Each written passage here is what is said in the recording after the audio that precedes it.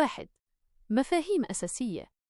مفهوم التشريع المدرسي هو مجموعة من النصوص القانونية والمراسيم والقرارات المتعلقة بتسيير وتنظيم التربية والتعليم، وتخص التلاميذ والموظفين في قطاع التربية وكذا المتعاملين مع هذا القطاع.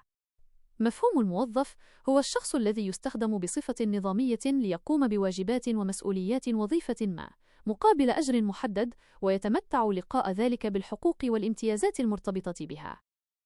2. المرجعية القانونية.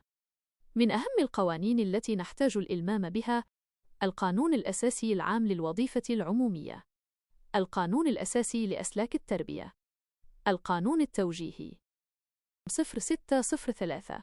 يعتبر موظفاً كل عون عين في وظيفة عمومية دائمة ورسم في رتبة في السلم الإداري. 3. أهمية التشريع المدرسي. التعرف على النصوص التنظيمية، تنظيم الحياة الجماعية داخل المؤسسة، تحسين الأداء التربوي، التعرف على الحقوق والواجبات. 4.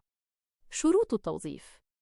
الجنسية الجزائرية، التمتع بالحقوق المدنية، الوضعية القانونية تجاه الخدمة الوطنية، الفحص الطبي في بعض الأسلاك، التحقيق الإداري في بعض الوظائف، اجتياز مسابقة على أساس الشهادة أو الاختبار المهني أو التوظيف المباشر، خلو السوابق العدلية من الملاحظات التي تتنافى والوظيفة المراد شغلها.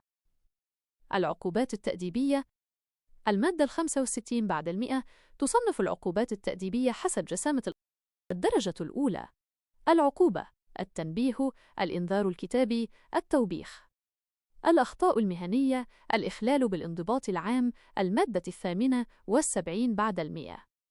الدرجة الثانية: العقوبة، التوقيف عن العمل من 1 إلى 3 أيام، الشطب من قائمة التأهيل، الشطب من جدول الترقية، الشطب من جدول الحركة، الحرمان من المشاركة في الامتحان المهني.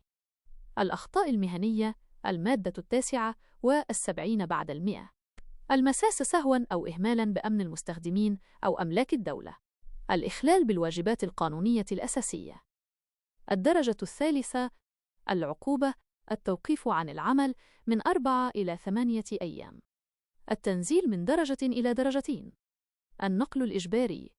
الأخطاء المهنية، المادة 80 بعد 100. تحويل غير قانوني للوثائق الإدارية، إخفاء المعلومات ذات الطابع المهني التي من واجبة تقديمها خلال تأدية المهام، رفض تنفيذ تعليمات السلطة في إطار تأدية المهام المرتبطة بوظيفته دون مبرر مقبول، إفشاء أو محاولة إفشاء أسرار مهنية، استعمال تجهيزات أو أملاك الإدارة لأغراض شخصية أو لأغراض خارج المصلحة، رفض المشاركة في عملية التكوين. الدرجة الرابعة: العقوبة، التنزيل إلى الرتبة السفلى مباشرة، التسريح، الفصل. الأخطاء المهنية: ارتكاب أعمال عنف على أي شخص في مكان العمل، إتلاف وثائق إدارية قصد الإساءة إلى السير الحسن للمصلحة، تزوير الشهادات أو المؤهلات أو كل وثيقة سمحت له بالتوظيف أو الترقية، سوء التسيير والإهمال المتعمد للمرافق، خيانة الأمانة واختلاس المال العام.